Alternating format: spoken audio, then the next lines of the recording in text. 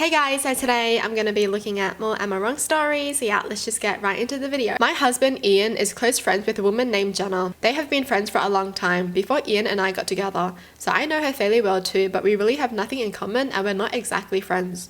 Jenna's wife Laura very sadly and somewhat suddenly passed in early March. She was terminally ill but responding to treatment very well and was expected to survive another 2 to 5 years. She has been leaning on Ian heavily for support, which I understand, but she's been at our house every single day since and even sleeping in our guest room most nights because she doesn't want to be home alone, which will be okay, except she's getting more and more passive aggressive towards me and weirdly territorial of Ian. I have reminded myself that I don't think I could stand to see a happy couple for months if I lost Ian, and to be patient, it's not personal. My birthday was on Sunday. I got home Saturday after a morning out and Jenna was there. I was making small talk when I asked Ian what time he made dinner reservations for the next day. Jenna inserted herself right here and asked Ian if he was going to be out the next day, and he said yes. She started panicking and saying that he couldn't and she wasn't ready to spend an evening alone. I was going to tell her that she could still hang out here while we're gone, and she looked at me and said, "Don't you have any effing friends you can go with?" And I just blew up. "Don't you have any effing friends you can go bother?" And so on. She called me selfish for monopolizing my husband, and I had enough and told her to get the F out of my house and not to come back ever. Oh damn. Ian had been trying to calm things down between us, but it spiraled out of control fast, and he ended up escorting Jenna out and telling her that he'd come visit her in a few days, but he would be backing my decision because of how she spoke to me. I was happy for his support and still am, and it's been a few days and I just feel bad all around about it. I should have been more understanding of her, but I also feel like she should treat me more respectfully, and I'm not really sure if I overreacted. I mean, I feel bad for her, I do, but like, why are you gonna talk to someone like that in their house? You know, like, it's so sad that her wife passed away, yes, and she needs the support. But like, you can't be rude to someone in their own home. Like, grieving doesn't give you an excuse to be an asshole. And it also doesn't give you an excuse to try to ruin someone else's happiness by literally being at the house every single day and literally clinging on to someone else's husband. Like, she should appreciate the fact that they let her stay in their home for so long to give her the support that she needs. Like, really? Jenna's gonna be mad that Ian is gonna go out to celebrate his wife's birthday? Like, girl, you literally have not been giving them alone time at all. And that's so important for couples. They need their alone time, okay? Alright, moving on. I'm a steam fitter, but I've been at it for a while and I'm in supervision. With bonuses and incentives, but not counting benefits, I earn over $100 an hour.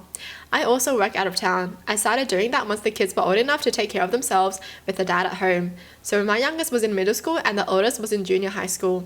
It is great. Our retirement savings are piling up and we have been able to splurge on the kids and ourselves. My husband is upset, however, because I decided to pay for a cleaning lady. He and I discussed it and we agreed that him and the kids didn't do a great job keeping the house clean and tidy while I was away. I hated coming home to a mess. It caused a few fights because it was like they expected me to come home and clean up after them. Having her is fantastic. I come home to a clean house and I am happier. My kids have more time to study and do extracurriculars. They still have chores and they are still expected to clean up after themselves. My husband came to me last time I was home and said we should cut back on the service when I'm home, that I should be doing more housework. He thinks that we are wasting money. I said that I work 14 days in a row and that those are 13-hour days. Yes, it is mostly paperwork, but his job as a teacher isn't more physically challenging. I said that I could offer him 2 options. If he wanted, we could completely get rid of the service and him and the kids could make sure the house was in good shape when I got home. Or he could pay me my hourly rate to do extra housework when I'm on my days off. He's upset with me and says I'm being financially manipulative. I think if he and the kids actually did what they are supposed to do when I'm away, none of this would be an issue. I mean, she's right. Like, she's literally hiring a cleaning lady to make their lives easier. And that's good. That's why rich people would never do their own chores, because they can literally pay someone else to do their things for them. And that would save them time, because time is money. Money is time, you know? And if you have enough money, you would rather have more time to yourself, more time to your kids. It's because to people who can afford it, time is more important than money. So, yeah. It's actually so funny because the husband is like, when you're home, you should be cleaning the house. But like, when she's not home, he's not cleaning the house. She literally has to come back to clean the mess. It's like, what is that? Double standards? Huh? I'd be so annoyed. Like, you're making a problem out of nothing. This is why some couples fight. Like, they literally want to fight. There's like no problem, but they want to fight. I don't get it. Alright, moving on. I have a son that loves to play video games. I purchased him a PlayStation 5 for his birthday last year and he plays online with friends. He's been telling me that he has been chatting online with a girl and they have slowly started dating. They don't talk over the microphone as hers broke and he has no idea what she looks like. I told him to be careful on what he sends her and to not give her any personal information. Boy, it's a freaking guy on the other side of the screen, obviously. In this economy, you're gaming and you have no microphone? I mean, you have a phone, right? I'm judging hard, like honestly, because you can literally go on Discord on your phone too. My son has his own credit card with a limit on it and I told him to not go over the limit and only use it for emergencies. I got the credit card bill for this month and there were charges repeatedly for the game he plays in charges of $50 to $100. I was furious as he gets gift cards for the games for his birthday and Christmas. I approached him with the bill and asked him what the charges were. He told me that his girlfriend wanted new stuff for the game and would break up with him if he didn't purchase them. Oh boy, you're getting scammed. I told him that I would pay the charges and that he would have to pay me back the money. I told him that there were many jobs that would hire him. He got angry with me that he wouldn't have time to work as he plays sports and school. I told him that if I was able to balance working and school, he would have no problem doing it. He's not speaking to me now, only if it's in regards to being picked up or needing a ride to see his friends. He's mad that I'm making him pay the money back and get a job. A boy, if you want to fund your girlfriend or whatever, right?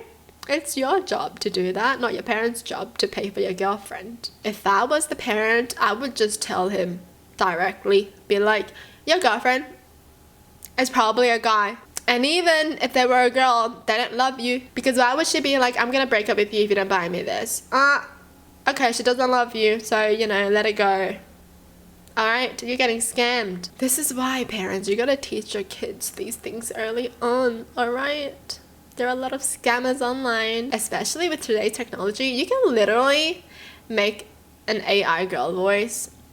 So like, oh my gosh, scary.